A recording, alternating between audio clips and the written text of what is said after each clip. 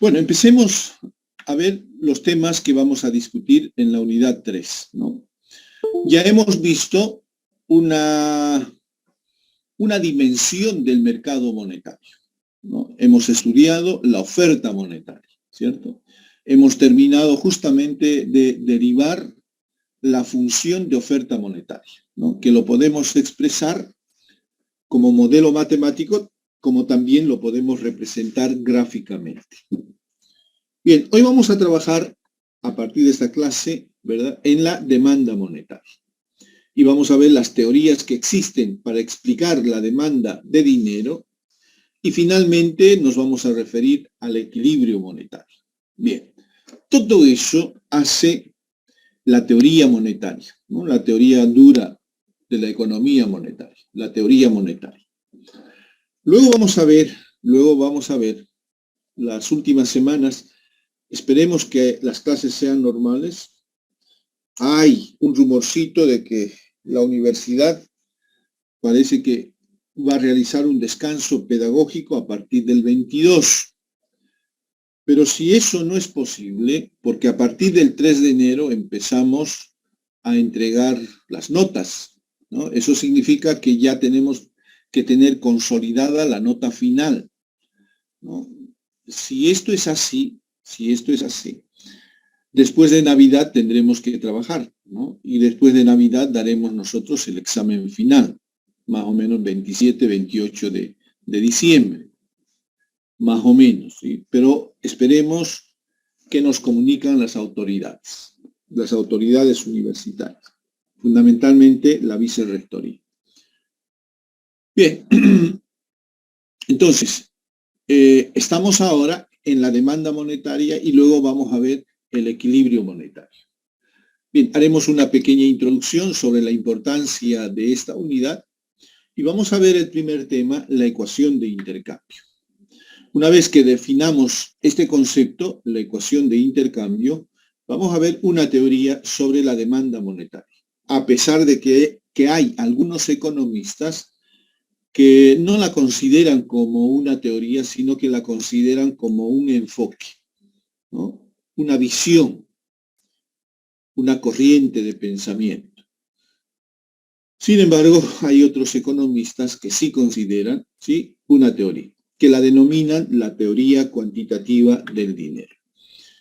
Bien, para desarrollar esta teoría vamos a ver dos enfoques fundamentalmente, ¿sí? El enfoque de transacciones y el enfoque de saldos monetarios. Bien, luego después hay otros enfoques sobre la demanda de dinero. Ahora, dado el tiempo que tenemos, no vamos a desarrollar esos tópicos, nos vamos a mover en el plano estrictamente necesario, ¿sí?, lo básico que precisan, y vamos a desarrollar la teoría monetaria de Keynes, ¿no?, que es la teoría convencional, la teoría que es aceptada por los economistas. Y finalmente vamos a hacer el equilibrio monetario. Bibliografía.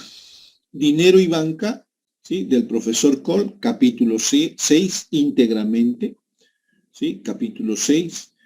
Este es un libro que yo deseara de que ustedes tengan a mano.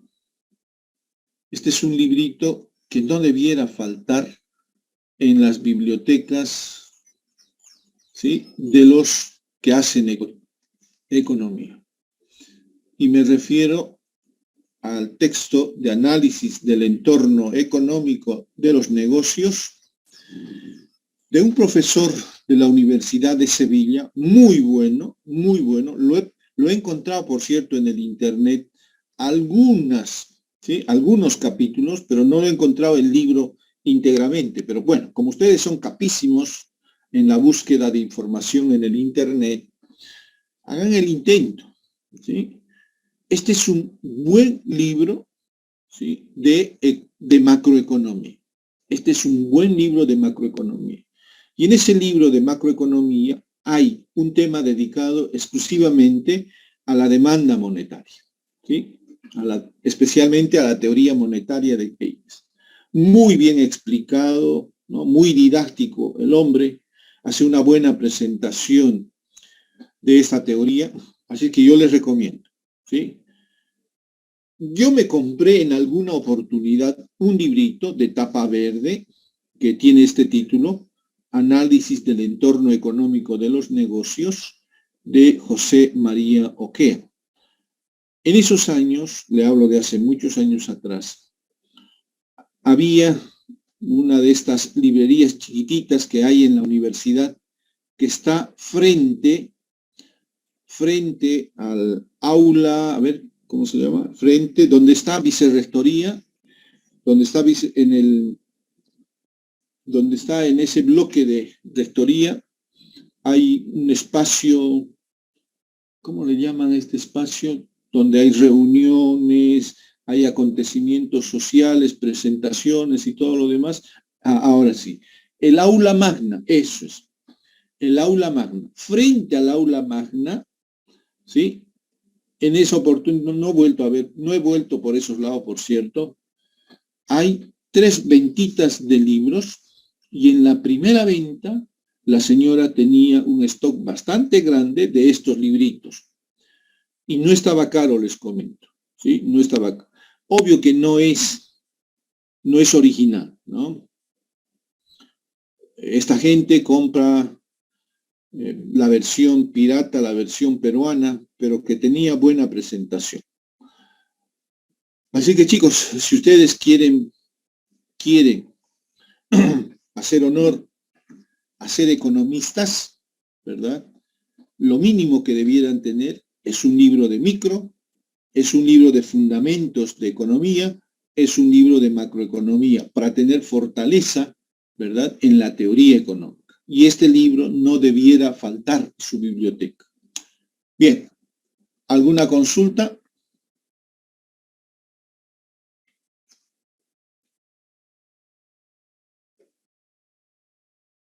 Bueno.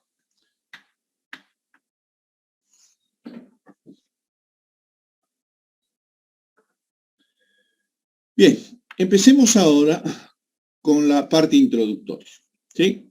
Por la parte introductoria. Seguramente que esta es la pregunta que más de uno se está formulando, es decir, ¿qué entendemos por demanda de dinero?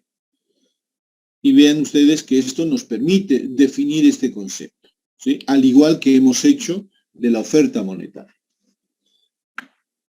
Lo segundo, ¿cuáles son los motivos o los factores que inducen a los agentes económicos, familias y empresas fundamentalmente, a demandar dinero?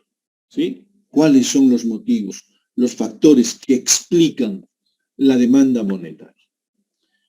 Bien, para responder a estas dos preguntas a lo largo, ¿verdad?, del desarrollo de esta unidad, primero vamos a empezar recordando que en las ciencias económicas hay corrientes de pensamiento, ¿no? Hay corrientes de pensamiento.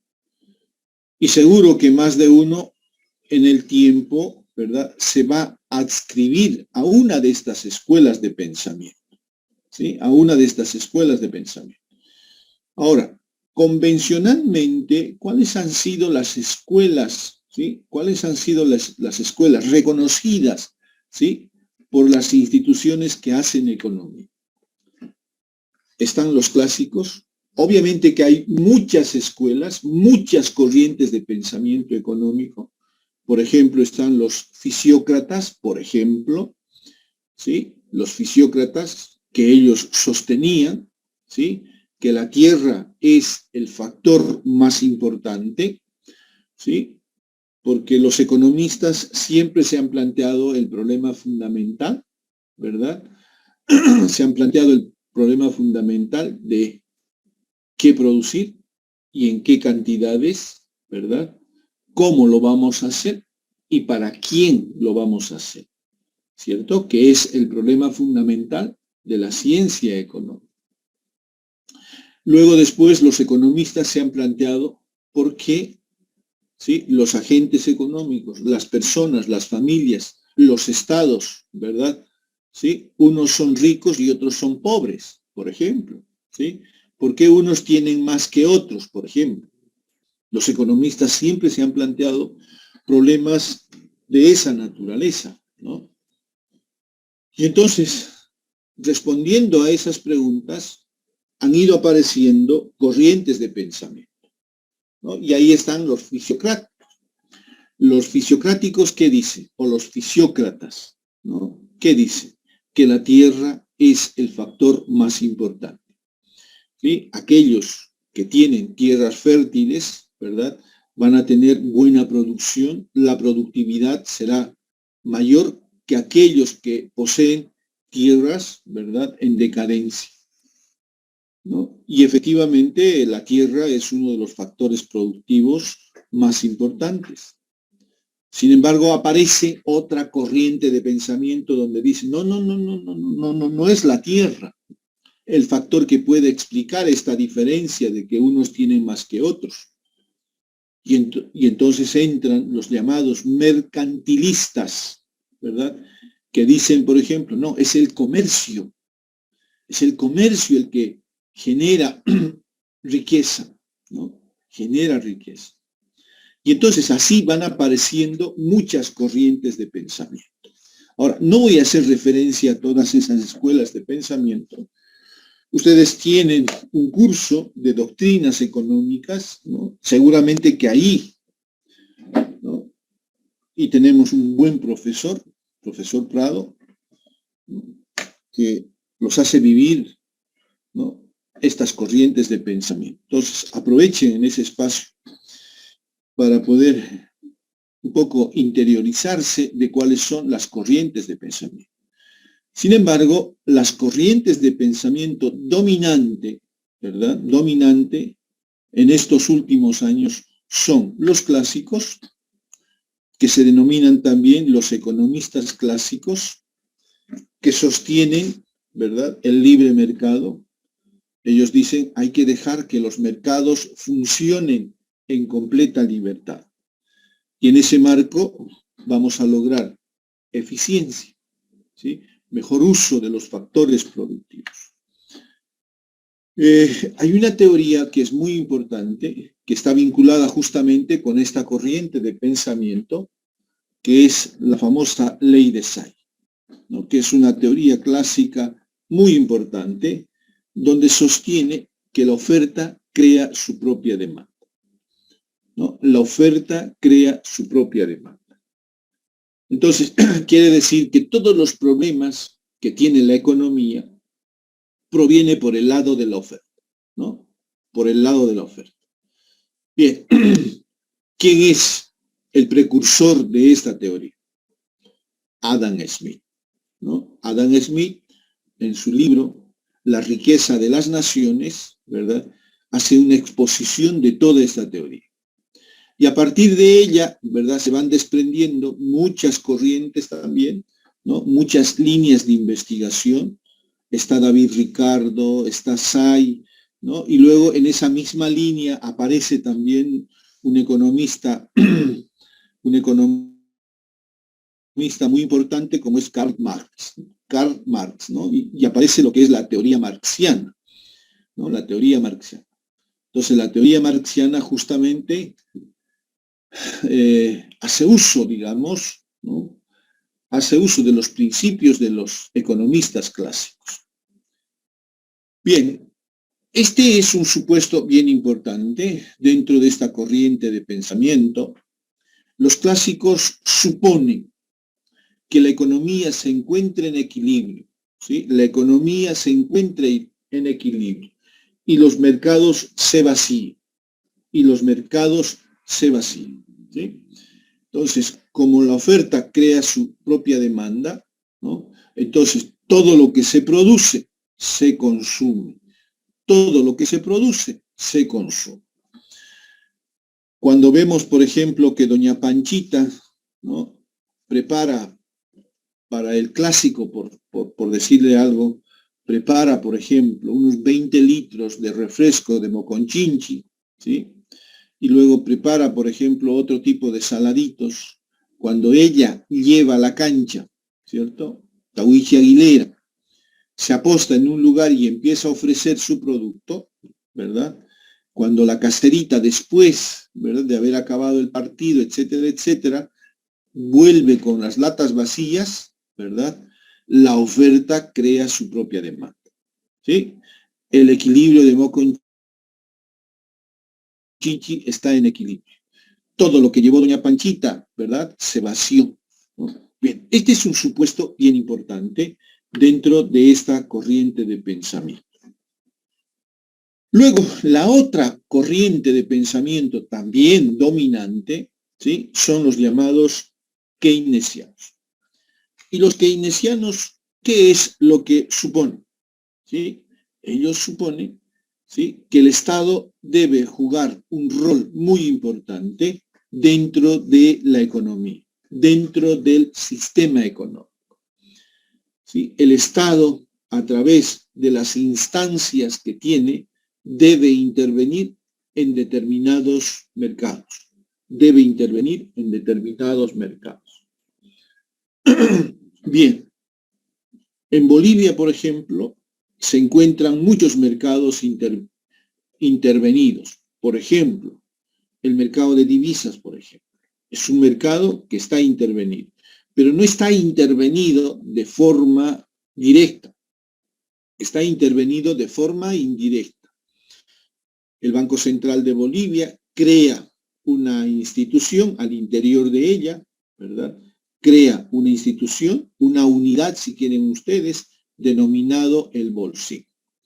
Y entonces es a través del Bolsín, ¿sí?, que va a ejercer una influencia fuerte sobre el mercado de divisas, con la finalidad de que el tipo de cambio, ¿verdad?, no sea volátil, con la finalidad de que el tipo de cambio se mantenga constante.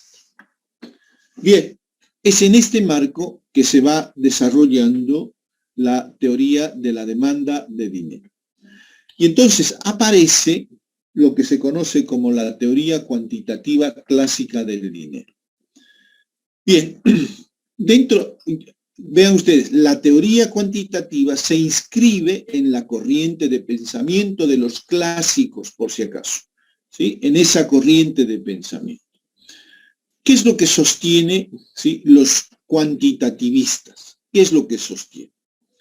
Que los cambios producidos en el sector monetario, ojo, ¿sí?, las variaciones que se pueda dar en el sector monetario no afecta sobre los niveles de producción y empleo de la economía. Es decir, que ellos suponen neutralidad del dinero. Neutralidad del dinero.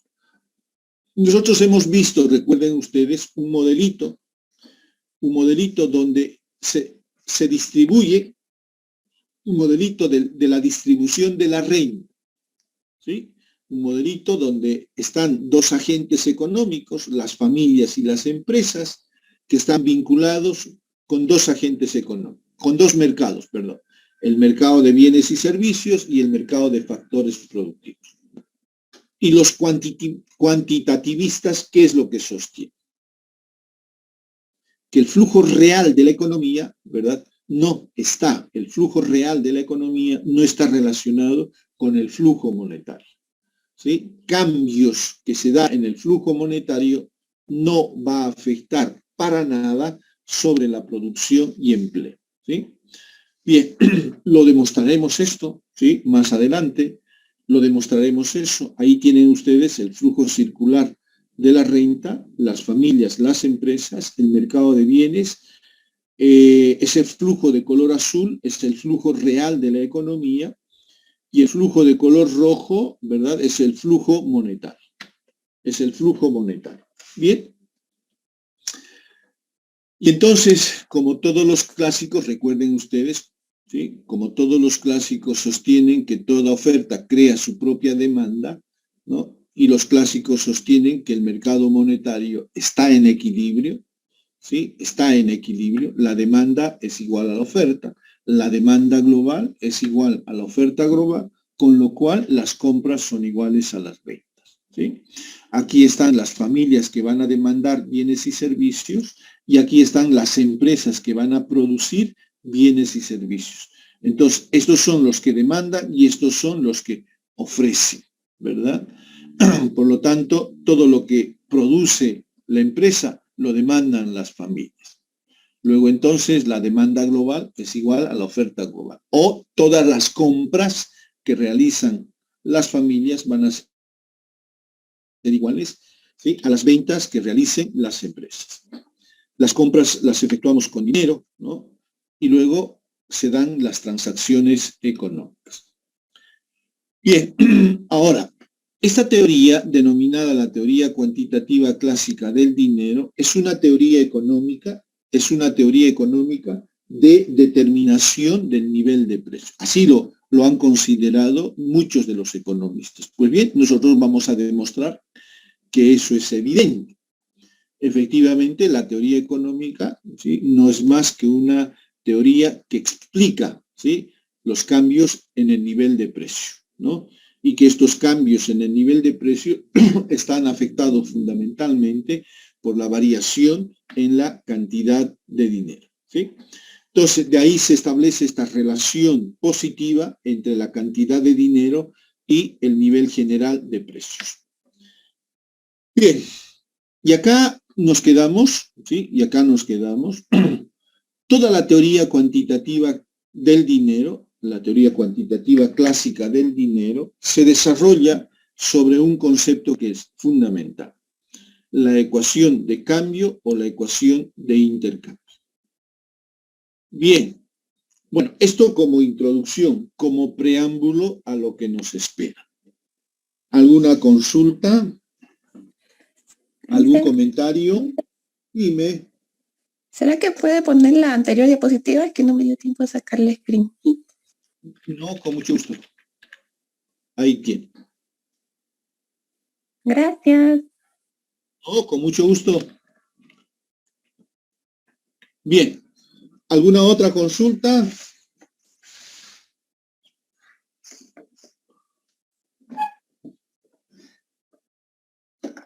Bueno, chicos, que tengan una bonita tarde. Nos reencontramos la clase que viene, el día miércoles.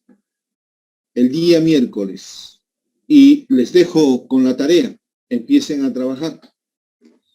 Tienen exactamente 45 minutos. Háganlo bien detalladito, bien bonito, bien buena escritura, etcétera, etcétera. Tienen el tiempo súper suficiente.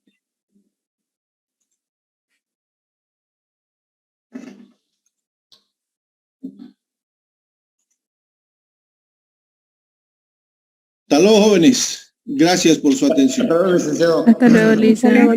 Hasta luego, Lisa. Chao, chao, chao.